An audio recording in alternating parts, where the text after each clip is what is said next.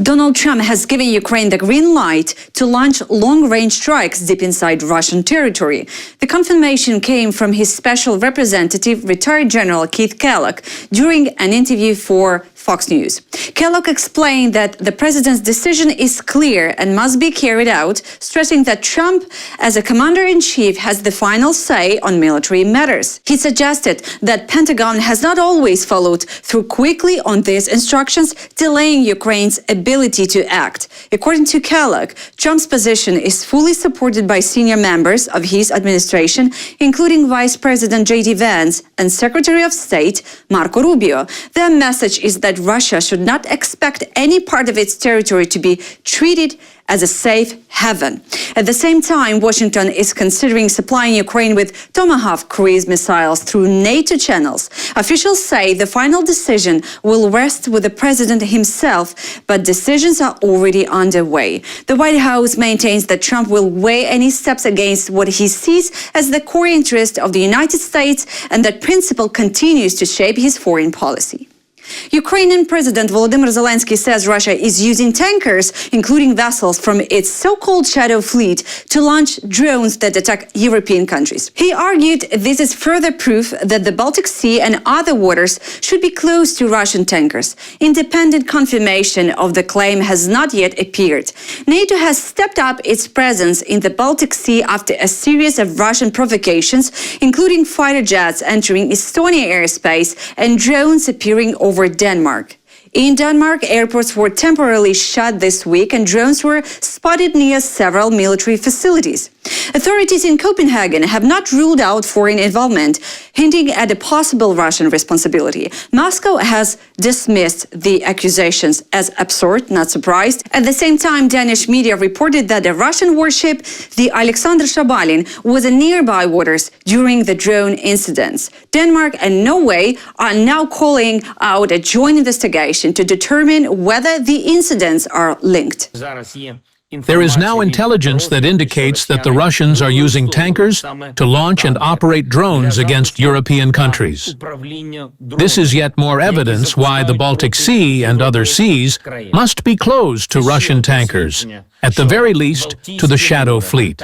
The European Union is reimposing sanctions on Iran over its nuclear program. EU ministers agreed to bring back restrictions that were lifted after 2015 nuclear deal with Tehran. The move follows France, Germany and the UK, triggering the so-called snapback mechanism, which automatically restores sanctions when Iran is judged to be breaching its commitments. The measures include travel bans and asset freezes for individuals and companies, along with a broad financial and trade restrictions. The EU is blocking arms exports to Iran, banning the transfer of goods and technology that could support nuclear missiles program, and halting imports of Iranian oil, gas and petrochemical products.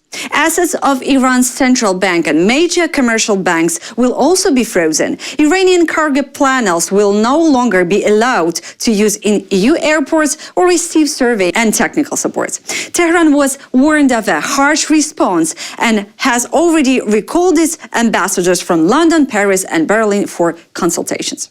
Moldova's pro-European party wins decisive parliamentary election, and it will shape the country's future course. President Maia Sandu's pro-European Party of Action and Solidarity secured just over 50%, enough for a majority in parliament. The pro-Russian patriotic bloc of former President Igor Dodon finished far behind with about 24%. Other parties, including Alternative and Democracy at Home, passed the electoral threshold but remained much smaller players. The election is seen as pivotal for Moldova's path toward European Union membership and important for Ukraine as well, with both countries seeking to advance together toward integration. A stable Moldovan border is critical while Kyiv resists Russian aggression. The vote came amid accusations of massive Russian interference. Moldovan Security Service had earlier warned of destabilization attempts, and Sandu herself told reporters that her country's future was under threat. Moldova also faced the challenge of the pro-Russian separatist enclave in Transnistria, where Russian troops remained stationed. Residents there, many holding Moldovan passports, had to cross the Dniester River to vote. Dodon claimed they were harassed during the process. Despite his bloc's clear defeat, Dodon declared victory on national television and called for protest outside parliament. But Sandu has insisted that the citizens' vote must be respected, saying Moldova's democratic future depends on it.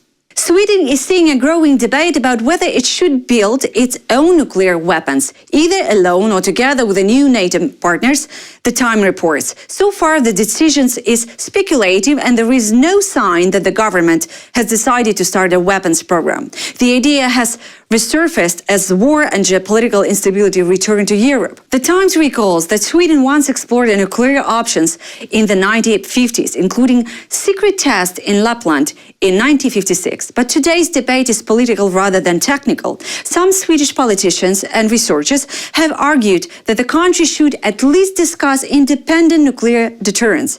Supporters say Sweden has a long experience with the nuclear technology and could play a role in a wider European strategy.